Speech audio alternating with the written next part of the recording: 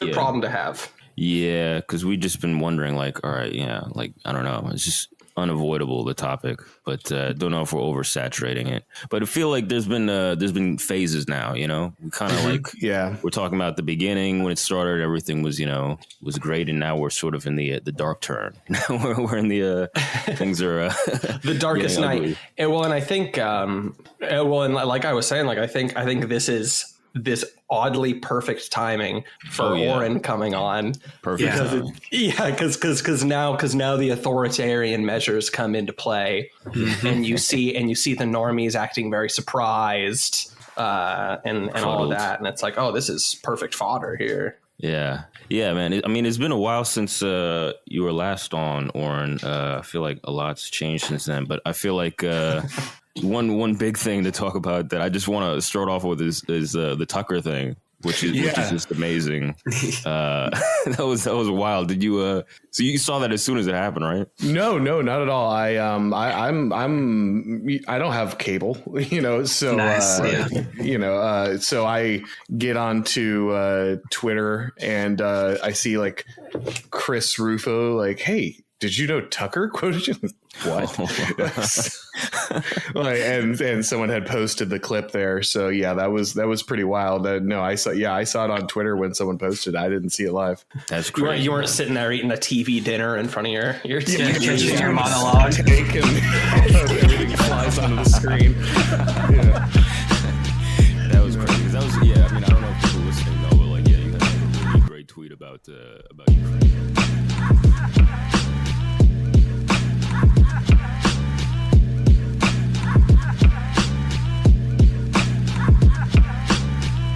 This is at Trustworthy Slav. This is at Incognito, COH. CRK, Black.com, Pilled. This is the Fed Post.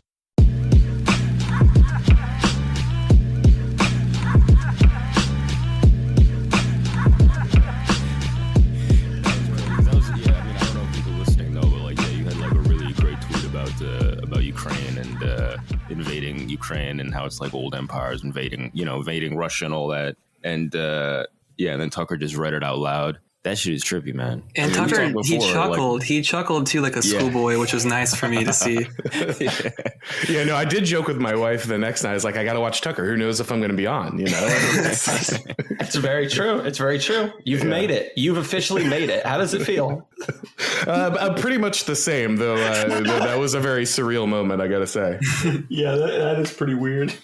Yeah, Slav was saying too, like it's weird, like how we have like a couple degrees of separation from that show, or like, you know, what was like the biggest cable show on TV, like very weird. Well, now it's just very one, strange. You know. Yeah, right, exactly. But I know people were saying like it's going to be a matter of time before there's like, you know, shit posters on Tucker and all that type of shit.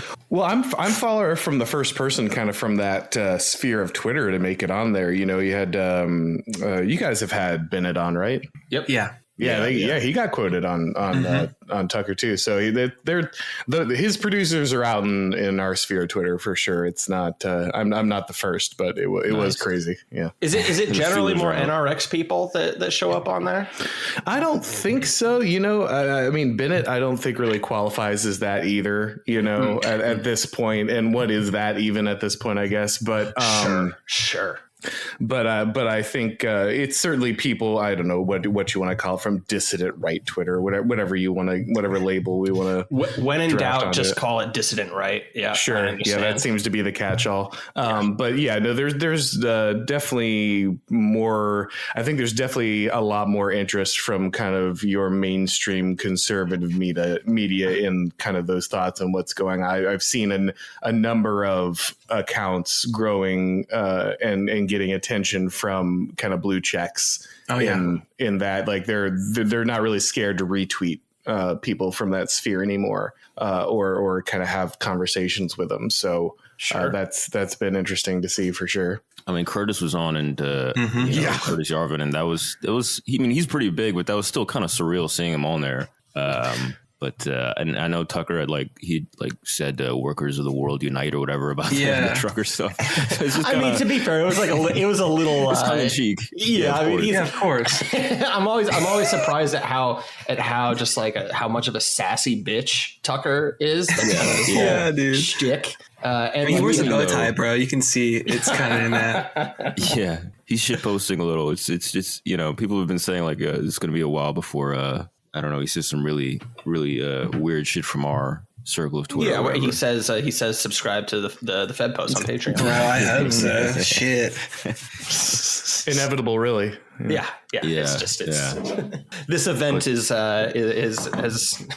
we know it's coming. We know. Preordained, absolutely. But overall, I think that's a really good sign that it's like showing that this is kind of a burgeoning, sect of thought right now that's kind of developing, and it's causing people who are in positions of larger influence and relative power to actually have to start looking into it and at least making concessions to it of some degree, whether it just be just some lip favors or whatever.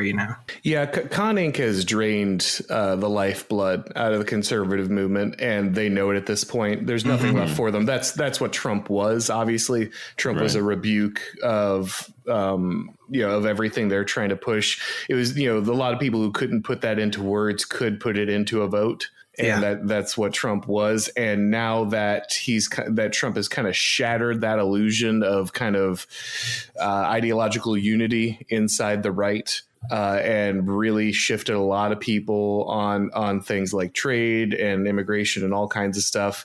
You've got certainly the money is still in a lot of those mainstream organizations, a lot of those institutions, but they're ideologically dead in the water and they know it. And so the smart people are all jumping ship. The real test is going to be to see, I think, who goes where, and basically can they get enough new ideas in to just recontain everything, get just enough in to pick things up like they always do with the Tea Party or the MAGA movement, or will we actually see a fundamental turnover in some of the more forward facing parts of the conservative movement? That's going to be the big question. Man, hopefully the latter. This is an interesting thing because I look at the ideological sources that leftists pull from, and they're obviously a lot more centralized and everything, and it I mean, I don't know. I'm not watching MSNBC clips really ever because I don't want you value sanity. Yeah. I don't want to have a fucking aneurysm, but it's I don't really see them quoting random anons online and things like that. And it kind of seems like I've talked in the past about how the GOP is definitely probably a lot more malleable. And I wonder if that decentralization in this way of just a lot of, I mean, I'm going to plug my nose here and say the concept of a thought leader or something. A lot of thought leaders are people that are outside of big institutions on the right. And is that a strength? Is that a weakness? In this conversation, it feels like it's kind of an advantage. It feels like kind of a strength. I don't know. I mean, how does any of that sound? I think the answer is both. It's a strength in that it feels like something is finally breaking loose for the first time on the right in a long time, not just out on the edges, but near to where kind of whatever's left of power is in the right. Serious people are having conversations about restructuring. Serious people are having conversations with people who they normally would not have taken seriously, and kind of onboarding some of their ideas. I feel like most conservative commentators who know where the winds are blowing are searching for kind of this new angle to approach things with.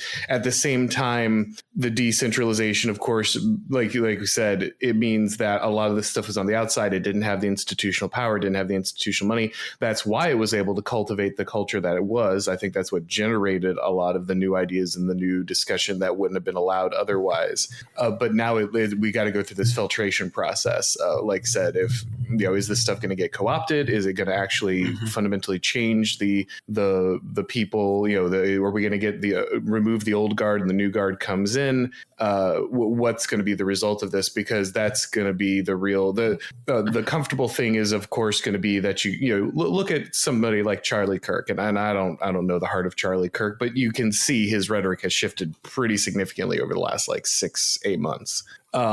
And so the question is is a guy like Charlie Kirk going to adopt some positions further to the right and then kind of just steer, TPUSA that direction and maintain ideological capture? Or is he and everyone else going to be forced to the positions or completely out of the picture? And, is that going to go somewhere else? It's hard to tell at this point.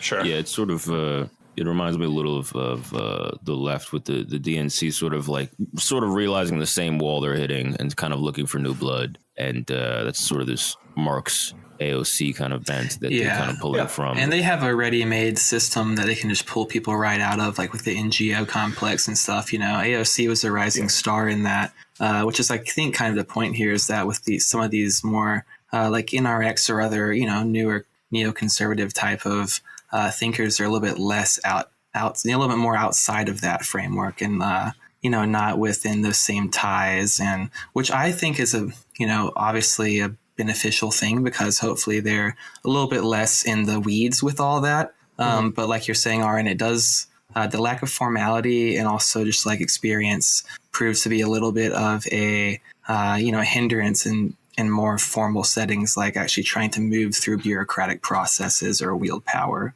Yeah, can you move from shit posting to creating white papers, right? Yeah. That's the big question that they've got. And do you want to, right? I think one of the big problems and this is a huge problem that the right's got to figure out is managerialism is the issue. That is ultimately the problem. The cry of trust the experts is the problem. Do you want to turn all your outside,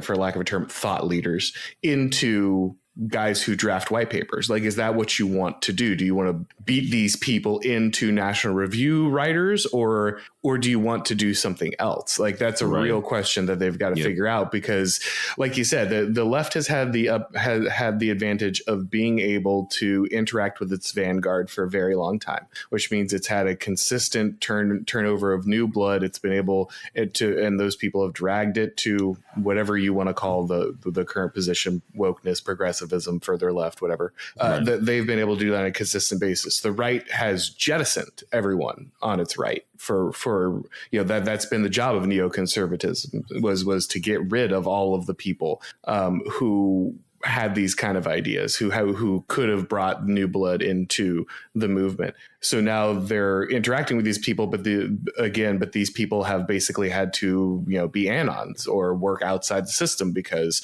they weren't allowed in. They were gate kept, very aggressively. And so you can see the people desperately trying to hold on. You can see some of those neocons that you've got two groups. You got the ones who made the jump to MAGA, kind of, and the Dinesh D'Souza's, and they're trying to adopt some of the language and still but stay in the zone where they can fundraise off of it or whatever. And then you've got the people who do the Bill Kristol thing or the David French thing and just go to the left because there's just no way that they're going to survive whatever that ideological transformation happens on the right. And so, like I said, it'll just no way of knowing how this all shakes out, but it'll certainly be exciting. Yeah, absolutely. Yeah, it's interesting because, I mean, you just said there's no way of knowing how this shakes out. I am so curious to know which way the boomer conservative, which faction ends up being victorious, the D'Souza's of the world or the Bill Kristols.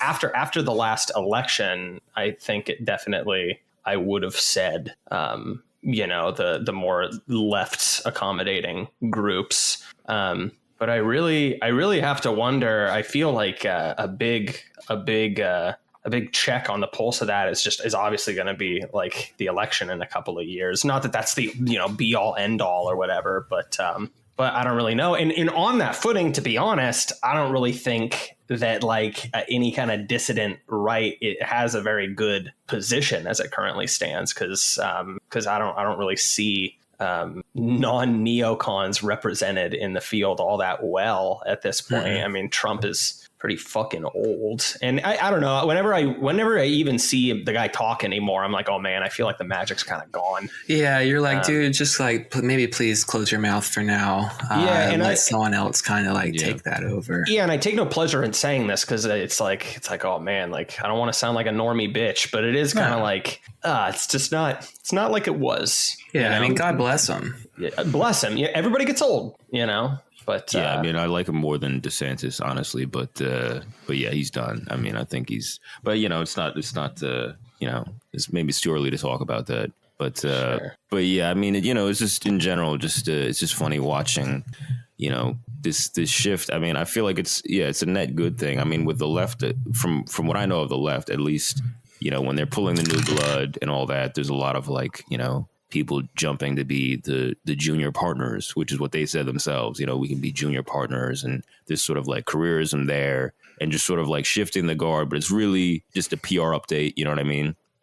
So there's always that risk. You never know which way it'll turn. I think with the right, there's more potential, at least, because there's sort of like, I don't know. I think the neocons were like what you were saying. They were more of a dinosaur. They were just sort of gatekeeping better, and just sort of they're just sort of dead. You know what I mean? In a way that's different than the Democrats. They're more like adaptive. It feels like. Well, because they're all former leftists. Like that's what that's the roots of neoconservatism, right? Is neoconservatives are people who would have been the ruling elite in the left, but basically got timed out. Like the left left them behind, and so they come over to the right and they say, "Well, I can at least rule these peons," right? And you can see this. There's like a 20-year cycle of this. Every 20 years, you get a new crop of people from the left who get, you know, tossed out of the coalition. Oh, I can't believe this. I didn't leave the left. The left left me, right? This is what Ronald Reagan said. That's what Dennis Prager said. It's like you just get this. Oh, yeah. This is a constant cycle. They're all former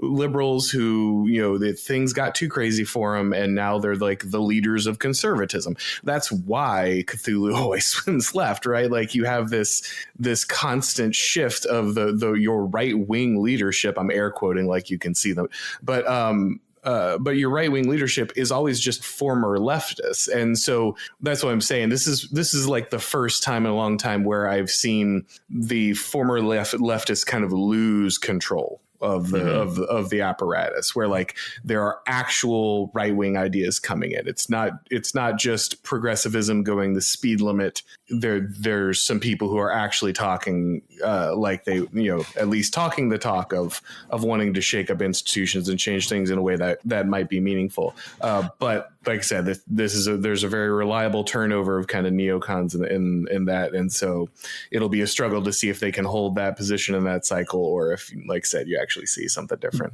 Defining Con Inc. and neocons as progressivism going the speed limit is beautiful to me. I love that. That is fucking hilarious.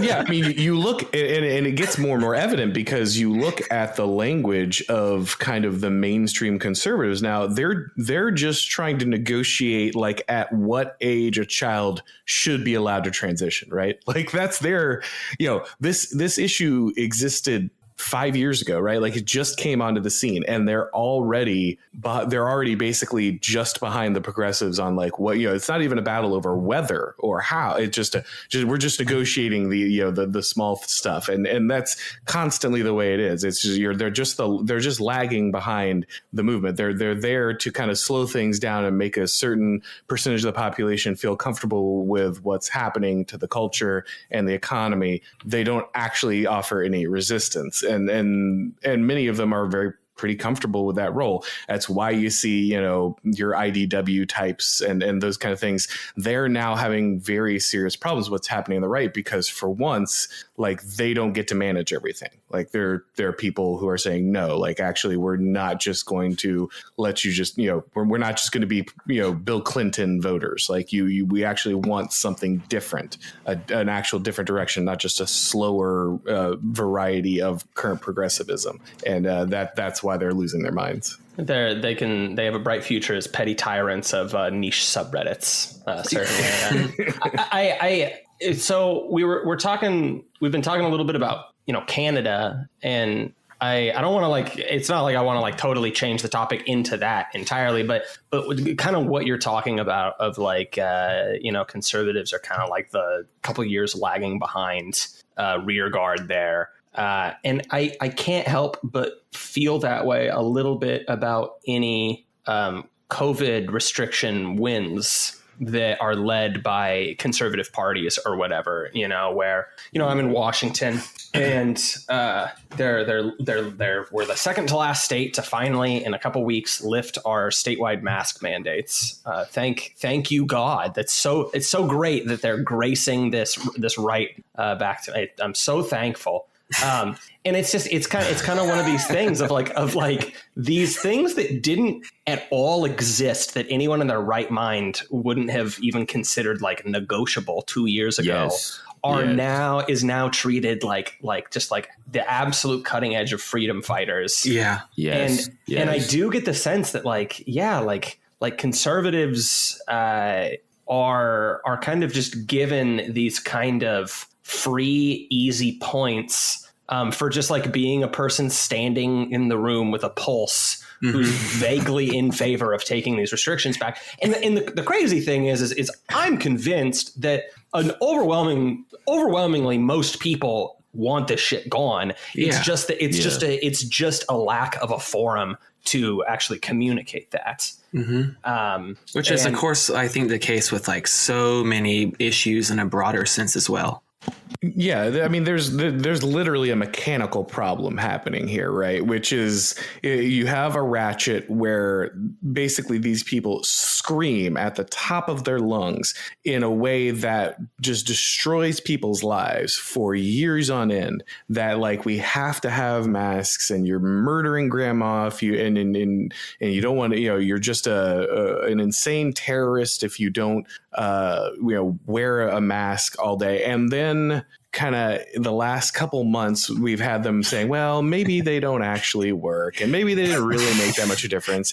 And yesterday, The Atlantic ran a story saying literally it doesn't matter if masks actually work. It's it's more about just conforming to the community's desires. And whatever that means, yeah. And the amazing thing is, like you guys are saying, on the right, you have people literally who are just we're like, no, this is insane. Someone has to pay for this. And they're like, no, just don't throw away this win, guys. We're winning. Look, they're rolling back their knives. They're finally seeing the light. They're finally seeing really. No, you idiot. People died. People died because they couldn't get cancer treatment. People watched their loved ones die on Skype because they couldn't be in the room with them because of these absolute maniacally evil people. You cannot just walk away and be like, well, we won that one because they saw the light. No, if you do not make someone pay for having this kind of horrible imposition, this kind of evil act on society, they will just do it again in 6 months when it's convenient for them.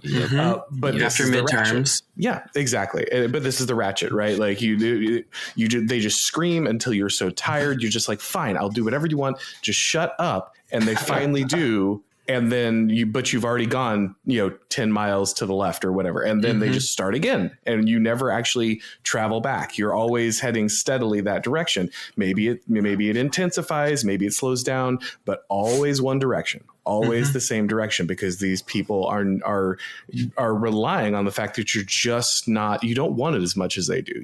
They're just not willing to make them pay a cost for what they're doing, and they're willing to make you pay every cost if you don't comply with what they're doing. Yeah, you give them an inch, they take a mile until there's literally no mileage left at all, until there's about to be a breaking point, and they're like, oh, let's cool it down a little bit. Let's walk it back 6 feet, give you some breathing space. And then they're like, hey, can we get that inch again, though? Yeah, it's 2 steps back and 1 step forward. It's like when they lifted the mask mandates last summer, like, you know, and temporarily like left it, you know, it's the slippery slope thing that Auron always talks about. It's that it's like, you know, I mean, it's the frog in the pot. I mean, if they just did everything at once, it wouldn't work. People would react. People would freak out a little more. You know, it's why they said 2 weeks to flatten the curve, because if they did everything, if they told you it was going to last 2 years, people would freak the fuck out. So like, that's what they have to do. They have to do the slight adjustments back and forth. And that's, it's really why I have a certain view of the GOP as like the rear guard of the COVID thing. The way I view the DNC as like the rear guard for the war on terror that they claim to be anti-war after, like, you know, basically endorsing all of it. And somehow they got the mantle as being anti-war or whatever. I don't know. All that is very suspicious to me, but it's just it's funny to me, dude. Just like celebrating these little like table scrap wins. It's like hey man, like this is a big win. We got the guy who's fucking your wife to wear a condom. That's like a big win right now, dude. Exactly. Like don't be taking black pills, dude. Come on, you got to celebrate this. That shit annoys me, man, because that's the thing. Whenever I like you bring that up, people, that's the first thing they say is that you're being a doomer. And it's like, I don't know, Auron. What do you make of that argument that you know, we're doomers or whatever type of thing? Well, obviously, like, you know, the NRX crew is pretty famously gets this like all the time, right? Like, how could you know, say this? Why are you always so bleak on this stuff? And the answer is really simple. It's like, if you don't understand how stacked the odds are against you, you'll always fall for the same trap over and over again. Like, I get it. It's bleak at moments, but like, do you really want to just keep staring at the same thing telling you, oh yeah, no, you're only one election away from just turning this ship around. And it's just so happens that the last 80 years that never quite happened, but really it just you know, another 2 years just trapped in the cycle forever. Is that really a better way to see the world than to just understand, like, there is a set of systems, there's a set of mechanisms that is locking you into these results, and if you just keep approaching the issue the same way, you will keep getting what you're getting. Like, does that mean that your problem is much harder than you think it is? Yes, but if you do not understand how long you have been losing, you are certainly never going to be in a position to win. And I just don't have a lot of time for people who are trying to lie about that. Like, you just really, I one more go around in this, I'm not doing it. Sorry. Yeah. It takes like seeing how bleak it is to see like that in itself is the imperative for a fact that we need to change the way that we're operating. Like, how bleak our outlook is like in itself proof that we need to change the way that we're approaching what we're doing. Yeah, and you see this, like I said, a little bit with some people finally on the right is instead of just saying like, oh, well, you know, the Democrats just aren't playing by the rules, and oh, can you believe if a Republican had did that? You know, but like, I'm finally seeing people be like, no, you have to gut the FBI. Like, you have to gut these institutions. If you don't completely disband them, you have to fire everyone. Like, you have to like stem to stern, and you have to completely rebuild these institutions from the ground up. And even that might not be enough, but at least it's a better understanding of what the problem is. Like, the problem is institutional. It's down to the core. It's systemic. It is not a matter of rearranging some people at the top, some functionaries who are still going to be trained in the exact same thing and manage in the exact same style and produce the exact same results. And just because they have an R next to their name is not going to change anything. Like, until you fundamentally get what has to happen in order for those things to change, then nothing's going anywhere. And the fact that at least a few people, again, I don't know where that's going to go, but at least a few people who have, I think, a serious chance of having some kind of voice are saying that, you know, is at least a positive change, you know. Absolutely. 100%. It's definitely, you know, especially like what we were talking about before of these institutional people sort of like being bloodless and sort of having their feelers out, desperate for like new blood and new takes and all that. Like, it's a good sign. All that is a good sign, because it shows there's cracks. And I mean, as long as people just don't think like, oh yeah, you know, this midterm will solve everything, you know, as anything to get away from that is a positive step in my mind. Yeah, the people who are just like, oh man, just wait till the Dems see that crackback with the. It's like, oh my god, you've learned nothing. How many decades do we hear the same shit like over and over? It's amazing. But yeah, it's like what SLAV was saying, like, people just celebrating, like, hey, I get to not wear a mask. It's like, bro, your whole life you never had to do that. Yeah. Why are you celebrating that? It's stupid. Like, that's just cucked. It's like definitely, I think it's the most egregious example of what we're talking about that I've seen in my life. None of this stuff existed 2 years ago. I can't. Yeah. I mean, it's not really worthy of celebration to get out of a situation like that. Yeah. It's like they didn't even just move the goalposts. Like, they just changed the playing field to like a shittier field. Yeah, I don't know. Yeah, this is the vibe I get from some like normie con people who are just like, oh, well, things are fine in my neck of the woods, or like, oh, well, some of the businesses came back or whatever. Like, oh, I don't have to do this crazy shit anymore. It's like, bro, like, that's not a victory. That's not something to like, I don't know. I just can't view it that way. I can't view it as something to like boast about or take any like W in. I just can't. It's like, you're basically taking a W for like not getting fucked like twice as deep or whatever. Like, I don't understand that at all. But yeah, there's no W there, but there is like at least a sigh of relief just for the fact that like it's no longer directly affecting your life in such a negative way on a day-to-day, minute-to-minute basis. Yeah, I mean, like, I'm stoked that I'm not gonna have to wear a mask indoors anymore. I mean, shit, dude, I still fucking do where I live. Really? It's bullshit. Really? Yeah, they have a citywide one, even though the state's down. Well, and that's because you're more red than we are. Yeah, I know. You're in a more red area. That's the fucking thing that bugs me out, bro. Well, that's kind of one of the big things is that like this and the vax requiring proof of vaccination when like going into establishments will also no longer be mandated. But like I doubt that I'm going to be able to go down to Seattle and, sit down and have a dinner anytime soon, because I'm sure most of these people are still going to fucking require this shit. No, I think that that's how it's going to be in like red states where like blue cities had to act against the state in order to put these things in place. I think those things will stay in place for a long time. But I think that like in blue states where they acted like kind of in lockstep with the state, I think that you'll see them maybe change that when the state says, oh, actually we can change it. They're like, it's going to be like a trust the experts type of thing, but just in reverse there. Because at least that's what I've been seeing from people that I know that still live in Denver, because they did that about 3 weeks ago. And they've been, except for very large events, like maybe like an NBA game or something, most places have taken their vaccine requirements away. Interesting. So I think like in the state where it's like, oh, we're having to like stand up against this fascist red, COVID having leprosy bunch of conservatives. We need to keep our laws up because we actually know what's right because we listen to the experts. So like if that's the case, it's going to be almost like a counter force that's going to keep those measures in place way longer than like if they were just kind of already going with the state in the first place. And then they just say, oh, you can take that down now. They'll be like, oh, okay, cool. So that's good. I think at least that's how I see it. Yeah, it's going to be your new sanctuary city, right? It's like a way to virtue signal against and I think they're already doing that. Virginia, right? Like Virginia got rid of its mask mandate, but like multiple counties are requiring it. I don't know. I haven't had any of that in over a year, so nice. I've been lucky. But yeah, it is insane to me that is still something that's still being enforced, and that you're right that people are going to blue areas are going to wear that like a badge of honor, especially if they're in a red state, showing how virtuous they are, and not being like the chuds who are just abandoning science. Mm-hmm. Yeah, that's what I'm experiencing right now. It's frustrating. Giving your kid mental illness to own the conservatives. I mean, that's literally the liberal project. Yes. Thank you. You could define it that way. That's not even a joke.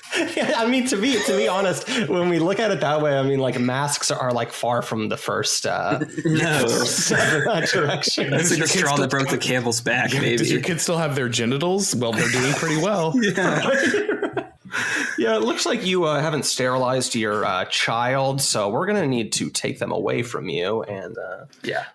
I mean, you joke, but that's literally happening. It's not even that's a real thing courts are doing. That's a new frontier of the child custody battle. Is you're not vaccinated or you aren't affirming your child's gender. Well, that's abuse. We're going to put them with the other parent, and so the parent that is more in line with the current regime ideology is going to be the one that retains child custody. So that's a real thing that is being forced through on the edges of the court system right now. Oh yeah, I already know it. I mean, that's basically one of my whether or not I move is one of the biggest considerations with just like having kids at some point in the next couple of years. Is like I really don't know how comfortable I'm going to be in this state because I think most of those stories that I read, Seattle Children's Hospital, I think, was central to a lot of them. And so, it's definitely a thing that I'm pretty anxious about with the future. It's something that's I'm definitely considering, but I don't know. No easy answers, to be totally honest, because the one thing that I worry about too is just moving to another area, putting roots down and then just having that rot follow me. Yes. All you're buying is time. All you're buying is time. Yes. Which if your kids are involved is worth it. But that's all you're buying is time.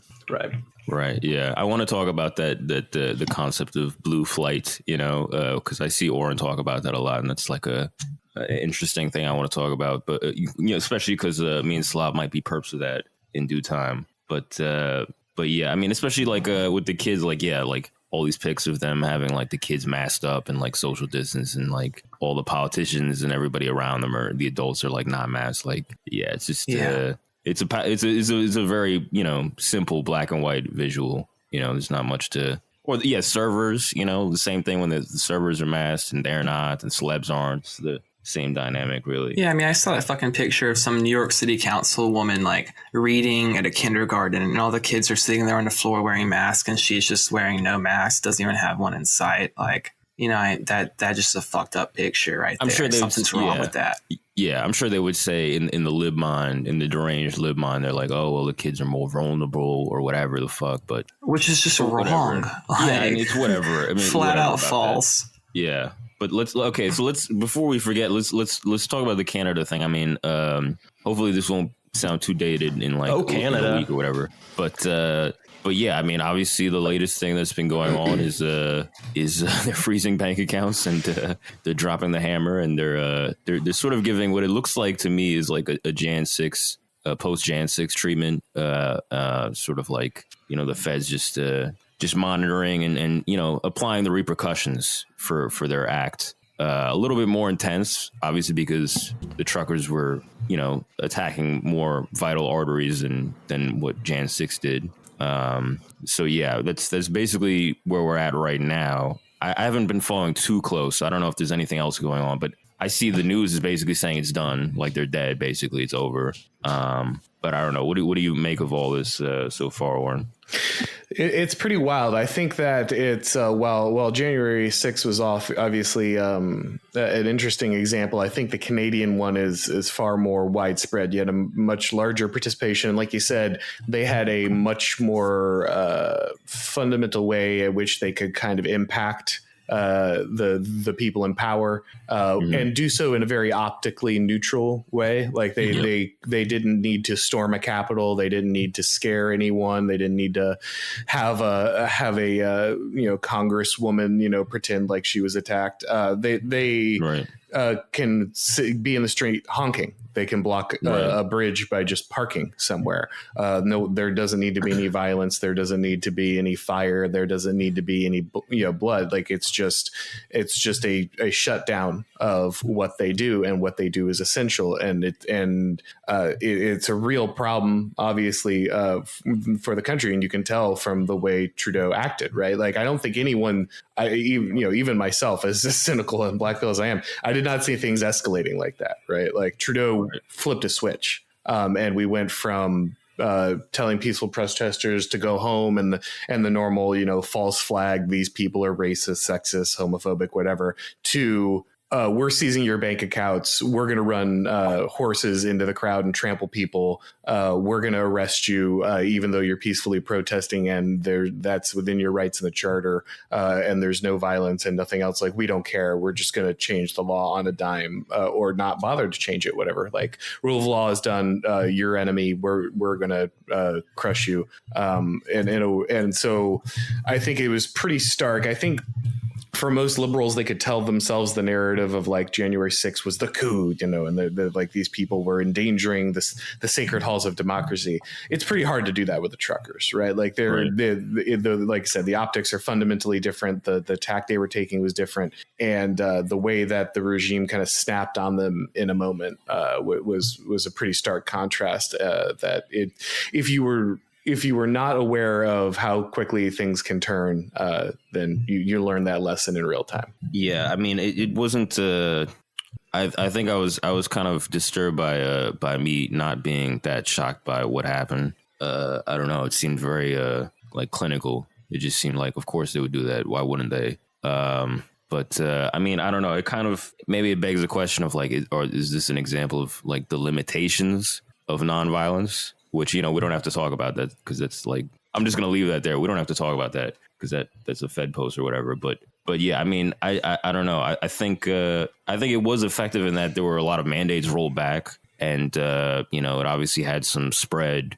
to other parts of the world. I mean, there's already been vax passport protests around the world. I mean, it's clearly like a bigger, broader thing. This was just a very tactical. It's a lot more tactical than anything from like summer 2020 or Jan 6. It's clearly like a lot more effective. So, I mean, I don't know. I had measured, I think in the last couple episodes we've done on this, I think we were trying to have like measured expectations. Hello? And I think it's pretty. You guys still there? Net positive, pretty like relatively successful. Hello? That's how I still feel about it. I don't feel like I don't think you could really imagine this kind of lasting forever or really like getting a concise win, but that's how I felt about it. But yeah, I mean, obviously it's insane, and we shouldn't be too desensitized to what they did. I mean, it's fucking insane, obviously. And yeah, it's just in general, like COH had mentioned this before, of how they keep downplaying it as like very fringe and not really serious, and then they take these measures that are clearly relatively extreme. Mm-hmm. And yeah, the horse trampling, I mean, yeah, maybe it's just a one-off thing, whatever. But I mean, look, I mean, it's just crazy in general. I mean, it's just, it's the whole reaction was pretty insane. Did Auron leave? Yeah, it looks like Auron just fell out. Can he? Hello? Can you hear me? Auron, hey. Hey, he's back. Hey. Yeah, I think my VPN cut me out. Oh, okay. Oh, no problem. No yeah, problem. I think that was Trudeau flipping a switch on you there. Yeah, he knew. Got me. Yeah, I mean, I'm just saying in general that I think it was a net positive thing. I thought there were a lot of gains and a lot of positive influence on the rest of the world, part of a broader thing as like broader resistance to what's going on. And yeah, I mean, obviously the measures are extreme. They're to be expected, but yeah, I mean, I don't know. SLAV, did you see the horse trampling thing? I did see the horse trampling thing. Yeah, I don't know. I mean, I don't really know what to say. I see that there were like the hundreds of arrests. Yeah. I don't really know what to make of it. I think like if everybody actually was cleared out, then they would report that everyone was actually cleared out. If everybody wasn't actually cleared out, they would report that everyone was cleared out. So I don't really like know totally what to make of it. I haven't really been like following any like independent accounts all that much, so I don't really know for sure. I'll say the ugly kind of morbid thing, which is just like as far as optics go, right? Like trample people with horses, you know what I mean? Like that's a great spectacle to make, to make the Canadian government look horrible. Though obviously I don't want to cheer on it like some fucking old lady with a walker getting trampled on by a fucking horse. Yeah, I don't know. To be honest, I don't really like have like a super strong opinion on it. I mean, like to be totally honest, like it reminds me of the South Park bit of just like Canada's not even a fucking real country. Like it always seemed like, I don't know, Trudeau has always kind of seemed like a particularly like sterile CEO to me or something. And so it seems pretty fitting for him to just immediately escalate to this. And I don't know. I mean, it seemed they just, maybe I'm wrong here, but the impression I also get from Canadians is like they just have like different values than we do. I wouldn't say that it's like to the extent of like Australia, you know, like you wouldn't have Americans just totally disarm themselves and let anything like what's happening in Australia happen. But like, I don't know, I guess kind of like that Australia diet soda is Canada a little bit. I really don't know what to say. I hope it's not over. If I was a betting man, if you put a gun to my head, I would probably say there's still probably plenty of people there. Mm-hmm. I don't know. I mean, I just saw a thing today when I was like, when I hopped into Twitter briefly to get the link for the Zencaster, and I don't know. I mean, there's shit still happening in other cities in Canada, and you know, there's the worldwide stuff. I mean, they arrested an absolute fucking shitload of people in France, and so I mean, who knows? But again, I mean, you know, there's only so much power that, you know, symbolic gestures can really exert. So, I mean, I don't know. Call me when like all those people in other countries are like shutting down, supply chain. Yeah. I think. No, go ahead. No, well, I was just going to say, I think the lessons learned from Canada, like whatever, I don't think the material like gains or like whatever will be the biggest thing. Like they're going to release things like we were talking about for 6 months. They'll let things cool down. They'll calm the ratchet down and say it was unrelated. And then as soon as they think they can start, you know, moving the other direction, they will. But I think the value of the lessons that came out of Canada are for just kind of the narrative collapses of Western liberal democracy. The pretending like rule of law is a thing. Pretending like they're like some kind of objective and neutral government is a thing, that human rights are a thing, that the free market is a thing. Like you just watch each one of those dominoes collapse in Canada, right? Like you have the right to protest. No, you don't. If you have the wrong politics, if it's not a state sanctioned protest, you don't have the right, even peacefully, even in a way that in no way, shape or form causes any kind of violence. It doesn't matter. They'll drop the hammer on you, and they'll not just drop the hammer on you. They'll go after your family. They'll go after you after the fact. They'll hunt you down. And you have a free market. No, you don't. The banks will happily freeze your money. They'll seize your money. They'll seize the money of your relatives at a moment's notice if the government asks them to. The idea that you operate in that kind of society is ridiculous. Marketplace of ideas. That's a nice marketplace of ideas you have there. If you try to share any of those ideas in the incorrect fashion, in any kind of effective way, you'll be immediately jailed and lose control of your finances. So just everyone got to learn about Carl Schmitt in a very real way in Canada. Like if you are friend, then you will be held up. You will be respected. You're on our side. If you are enemy, anything and everything is justified in crushing you. Those are the politics that are in play. That's what's operating. That's what always was operating in the background. And now you're just seeing it in really stark relief. Yeah, what I'm seeing, leftists say, well, it's best for leftists to probably just ignore this. But yeah, I mean, they seem to be saying that, well, if you were interfering with supply chains and all this stuff, then you're committing terrorism. That's what warrants this level of response. And it sort of goes into this question, I guess, where it's sort of like, but I guess that's what it takes in my mind, is like, that's not really a slight against it. It's like, it needs, I'm always in favor of things they need extreme responses, because what's happening to us is extreme. So I'm definitely in favor of but I guess that's the tricky part, the balance thing of like this unrest. You know, we have all these good things to say about it, and it's very optics neutral, like we're saying. But I guess that's one of the consequences as you get closer to being more disruptive and actually forcing their hand. Then they have justification for what they're doing in their mind. But I think that's what it takes. I think that's absolutely what it takes. Labor organizing is terrorism now. Labor organizing is now grounds for indefinitely detaining people and torturing them for the rest of their fucking lives. That's, that's not labor organizing. That's small business owner, small producer organizing. That's right. That's the petty bouge is out in the streets. You know. Oh my gosh. Yeah. There's something specific to truckers that makes it particularly fascistic, guys. It is amazing how all non-progressive opposition to the government just happens to be at the behest of the rich, no matter how many how poor the people doing it are. They just happen to be small business owners at the end of the day. They're all kulaks. Mm-hmm. And to be fair, like that's what these people really hate, right? At the end of the day, like kulaks are always the most dangerous people to those actually in power, because they're the ones that are actually in a position to possibly usurp them at some point. Mm-hmm. That's why you wipe out the kulaks. You don't need to wipe out the peasants. The peasants don't threaten you.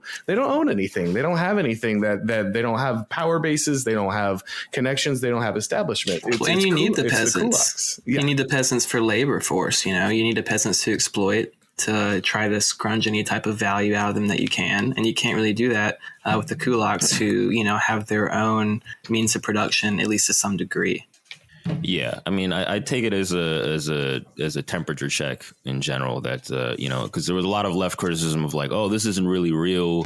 This is LARP, or this is just a temper tantrum. They always say that. Just a bunch of dumb truckers scared of a frickin' needle. Scared of a frickin' needle. They want to eat their horse paste. Okay. Yeah. You either take the route, I guess if you were like a regular lib, you're going to take the route that this is very serious and they're terrorists, or you're going to take, if you're like posturing dissident leftist, you're going to say that this is not real unrest. They're just, it's not real. But I mean, I think that's why, again, not to, like you said, not to be morbid or whatever, but the fact that they did this is a good thing in a way of that it shows, it's a temperature check of like, this was a legitimate thing that threatened them. Why else would they take this sort of response?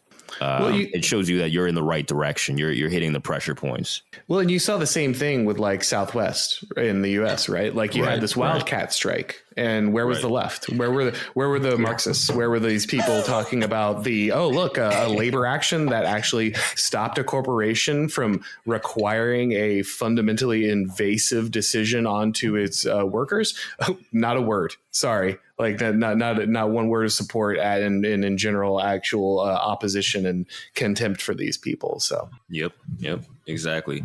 And yeah, I mean, I guess the sort of, this is more of a I guess a semantics thing that's going on now, but basically classifying what's going on in Canada, the response in general, is that there's some people that are describing it as fascism. Right. I mean, obviously, what's funny is them saying that the truckers are fascist, and none of this shit that the Canadian government is doing that's all, above board. That's not, obviously that's the most obvious funny thing on its face. Yeah. But suspending the rule of law and just kind of doing your own thing. The collusion of banks with the state to punish people who are, that's the people, the truckers are the fascists, not the state and the banks working together to crush them. Yeah. Right. I mean, aside from the obvious funny thing about that is just that is this really classifiable as fascism? Which because I'm wary of that. I'm wary of calling things communist. I'm wary of calling things either of those things, because I feel like those are just dead scarecrows. Yeah, none of that shit means anything anymore. Dude. Yeah, it doesn't really mean shit anymore. Anyways, in general, but like I don't know. I feel like I've seen people on the right or like conservatives that are saying like, oh, this is fascism, or like the Holocaust comparison or whatever. I feel like, and it's an easy thing for leftists to just be like, oh, you're making the Hitler comparison. You're a moron or whatever. You know what I mean? Like, I feel like it's an easy grab. I don't know if Musk said that or somebody said that, but yeah, I mean, I don't see it as fascism. I really don't. I don't see it as communism. I don't even really see it as liberalism, which I want to ask you about if this is really like liberalism in general. To me, it's just like they got marching orders from Big Pharma and the World Economic Forum and these other, nefarious like space people, reptiles, that this is what has to be done.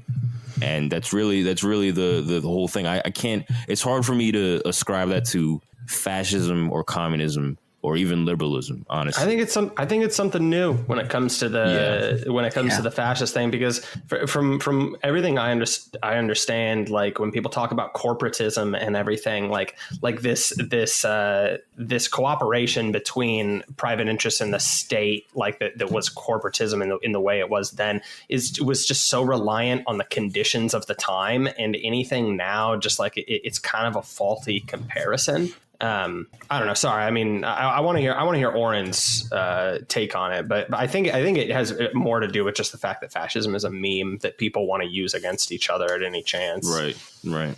So I think the best place you can go for this is James Burnham and the Managerial Revolution. And the reason is that Burnham points to the fact that all of the states in the world are transitioning away from kind of bourgeoisie capitalism and into what he calls managerialism. And he identifies basically the three ideologies of the time: communism, fascism, and liberalism, because he's writing this in like the mid 30s or early 40s. And he identifies them all as managerial regimes. And so they're all flavors of managerialism. And I think this is why you have this like constant weird, like the right's like, that's communism, and the left is like, that's fascism. And actually it's all just managerialism. Like, right. and you're getting different types of managerialism. And so everybody identifies the flavor they're used to, and they see the other version and they're like, oh, it's that one. Every time their government does it. But what you're really seeing is rule by experts, rule by the mass state, rule by managerial elites. And it's ruled by social engineers and people who want to fundamentally manipulate and control the way people think, the way people act, the economy, the businesses, the state. They want to control everything top down through centralization because it increases the power of their managerial class, and it also allows mass, kind of a mass control, and you can generate amazing things with that number of people you can bring under a kind of a managerial regime. And so I think there's why there's this constant confusion. Well, this thing is kind of fascist, this is kind of communist. Like, no, you're just looking at different flavors of managerialism, and every time you see the flavor not used to, you're calling it out. But the fundamental problem, whether it's the communists attempting to own all of the means of production through the state, or whether it's it's the state colluding with the corporations, or whether it's it's the educational and university apparatus and media apparatus influencing both the state and corporation. Like, the point is, in every one of these situations, it's essential to break down barriers, break down differences, so that you can homogenize the preferences and understandings and cultures and folkways of the population, so that you can mass produce products and governance and education for all of these people. And what that does is allow you to control larger groups of people, larger groups of areas. That allows you to sell more products, that allows you to wield larger armies. It allows you to do all of these things simultaneously. Do you do it through a more communist system? Do you do it through liberalism? Do you do it through fascism? At the end of the day, everyone's trying to do the same thing: homogenize their population so they can better control a mass amount of people simultaneously. Yeah, it's like what you're saying. Yeah, it's technocracies. And maybe this is a meaningless semantic discussion in general, but I don't know. It's just weird seeing people talk about it this way. Just kind of muddying things, it seems like. And it just doesn't seem like liberalism to me, because liberalism's like about free speech and shit like that. Like, what does this have to do with liberalism, really? Or even free markets, like you said, even the idea of like, oh, this is pure capitalism or whatever. Like, this isn't really like, it's not a free market. Obviously, it's not really like a classic understanding of like pure capitalism. So it's, I don't know. Maybe it's not. Maybe it is worth discussing. I don't know. I feel like the way people talk about this is very confused. I mean, I think that the IDW critique, right, would be like that these people are like doing a disservice to the liberal tradition and everything. And they are like illiberal. I guess like the managerial class like has a lot of tastes that are going against that. But I think it's always like important to just like keep in mind that this is kind of like the dialectic like evolution of liberalism, and it came from those same premises. And I think it's just time has passed. You know, it has changed over time. I don't know. I'm interested to hear Auron's take on that.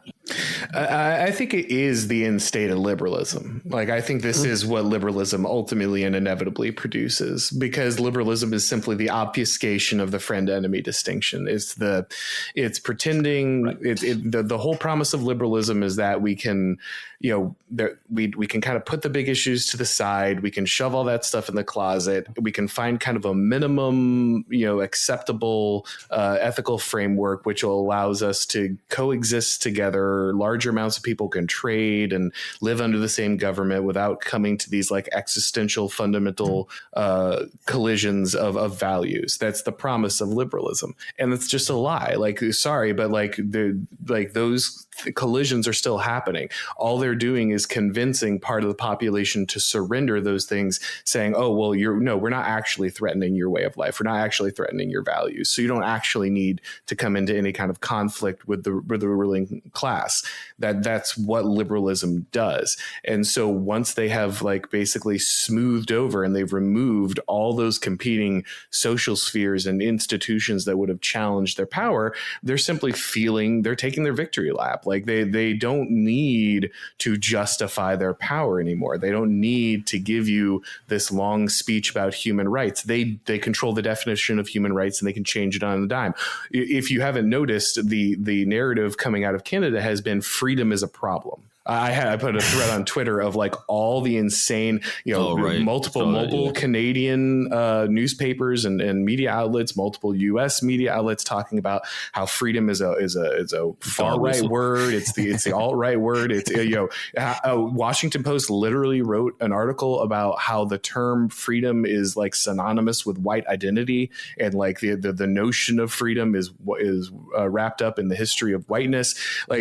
Like these people are, they will just change the language whenever they need to. It doesn't matter if this concept has been central to liberalism in its entire life. They don't need it anymore. They discard it because they're in charge. And that at the end of the day, power doesn't need to justify itself to anyone, or at least they think that's the case. And that's how they're acting. Yeah, that is a common leftist attack of just being like, oh, more freedom. It's just like only a moron would care about that, which is, I'm sure it's very, very popular pitch in general, just to take that angle. But I think what you guys are saying, it makes sense to me. I mean, I think there's even an argument in the capitalist sense of like, or free markets, what's the logical endpoint? Maybe it's not true to like the origins of capitalism and free markets, but the logical endpoint is if you, are accruing more than your competition, is to buy out your competition or to capture, government, basically to box out everybody else. I mean, it's just a logical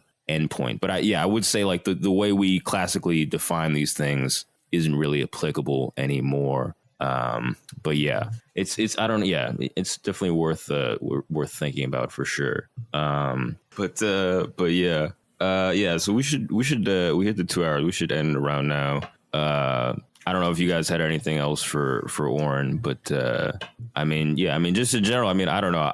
Look, I'm speaking this from the outside, but it seems like there's a lot of like rightward energy that's kind of like coming up. Maybe because we're under Democrats, maybe because the COVID stuff has really, kind of overextended their hand to some extent. I don't know. I feel like there's some resurgence of religiosity compared to like what it was like, a couple years ago. It was like pretty much like almost dead. You know what I mean? Mm-hmm. I don't know if you feel that way about it, Auron, or if you feel any optimism about any of that, of those trends. I think the advantage of the right is that the controlled opposition storyline for the right is just dead. In a way that the progressives have won for so long, the left has won for so long, that theirs is, while it still looks stupid for people from the outside, it's still intact, right? Because they're winning. And most people would rather function inside a winning system than break away and try something different while their side is winning. So your left radicals are going to be contained because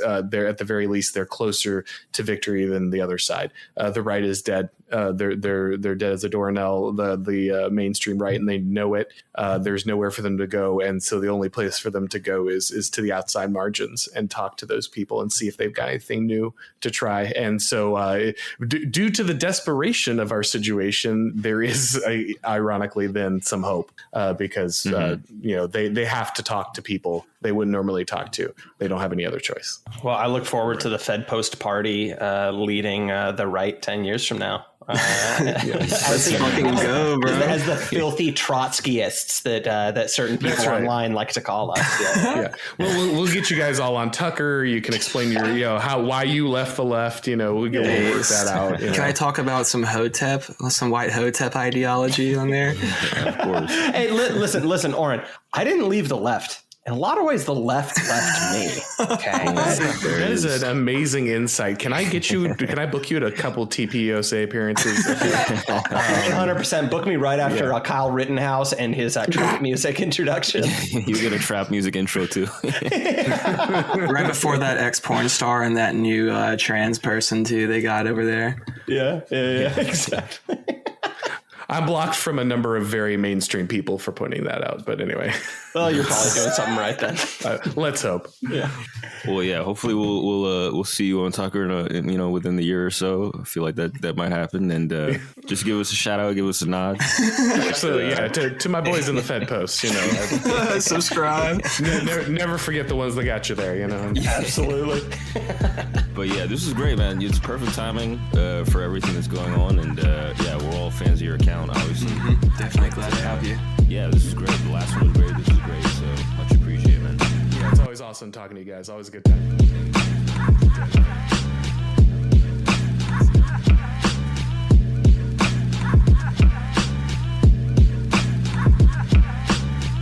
All right, that was part 1 of our episode. If you'd like to listen to part 2, you can find that at patreon.com/fedpost.